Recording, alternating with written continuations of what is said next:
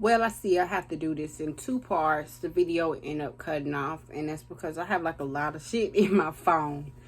So I had to go through and delete a lot of stuff. Otherwise, it wouldn't allow me to make a video. But back to what I was saying. I like to call them Euro Indians. That's what I like to call them. Anywho, so my mom's telling me no.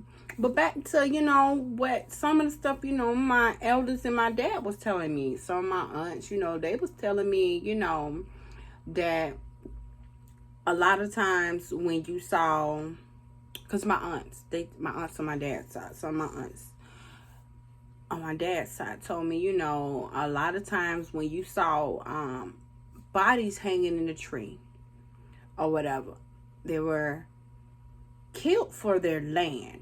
And it wasn't because they were so-called African, because, let's be real.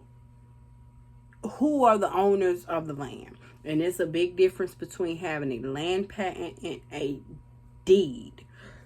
A deed is just basically something saying I'm not going to say own it, but you're renting. That's why forever, if you have a deed, you're paying taxes on that land. Taxes. You're paying taxes. Let's be real. But with a land patent, that is forever in the family, passed on through blood. You're the original owner of that land. And for example, let's just say I let's say I have a land patent, right? Which I'm not gonna lie, I have found a few in my family. But I'll say this, I'm still trying to make sure that that's them.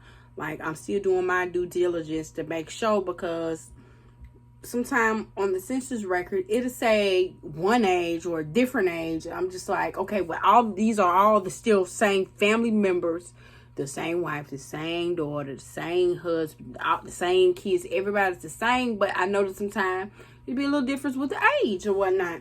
Or variations with the name spelling. So I just want to make sure before I just go and claim it and say, oh, it's, our family is just in the third. But they was telling me, you'll see these bodies, and it was not uncommon to see Indians hanging from a tree, like strange fruit.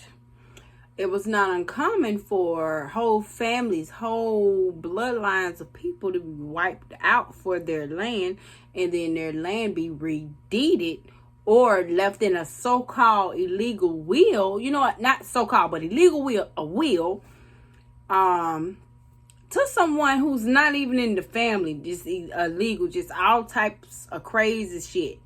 And I've noticed some crazy shit too when it comes to my bloodline. Like, I've seen one family member who was set on fire, but then all of a sudden, her shit was changed. None of her kids got, what was due to them, owed to them. I'll say that much. But she was burnt. So what I'm saying is, it's a reason why for all these years, like, we don't say, oh, we're Africans, they hating on us, they feel some type of way, we was in so-called slavery. No, it was not the way you thought it was. A lot of these damn plantations, what we like to call plantations, these things were owned by families, black Indians. And that's even derogatory to me to say, call somebody a black Indian. No, these was owned by Indians. But I'm just going to use the term black for you to understand what I'm saying. A lot of these plantations, and plantation just it doesn't mean what you think it means. It just means, like, for example, if I own a whole slew of tobacco, right? A big ass plantation of tobacco, right? And my whole family work here. Basically, plantation is another word for factory. That's what it is. But a lot of times, what end up happening is, we're going to go back. Wasn't the transatlantic slave trade? No. We talk about that. It was in a sense, but them wasn't us coming in. Those was not us. Those were, if you do your ancestry, you'll get the gist of who I'm talking about. You'll start seeing little stuff on them. You'll see free whites and free colors. Well, if you see free whites and free colors, that would mean that, why would they have to put free whites on something? Maybe that means some whites was enslaved. And I'm not talking about indentured servitude. Those was the original slaves, my nigga. You know, they was coming from Barbaria. What you like to call Northern Africa. Yeah, they was coming from Barbaria and what they call Africa at the time was what? Ethiopia, the whole thing. You get what I'm saying? So, that initially started. But then, you know, and you can thank the Westos Indians for, you know, for doing a lot of trade with these, you know, these foreigners, these white foreigners and French and you know, all of these people who came over here. Those were the first tribes. You can thank the Westos for doing business with them. They were the first Indians to get the guns from the Pilgrims. Yeah, they were. You could thank them.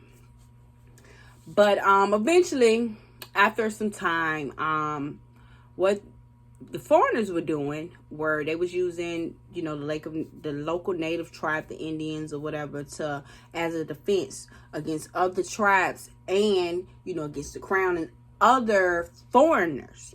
And then eventually more fighting ensued, and not only was Indians fighting foreigners, they was fighting other Indian tribes too. And not to mention a lot of the people who started the slavery thing from the West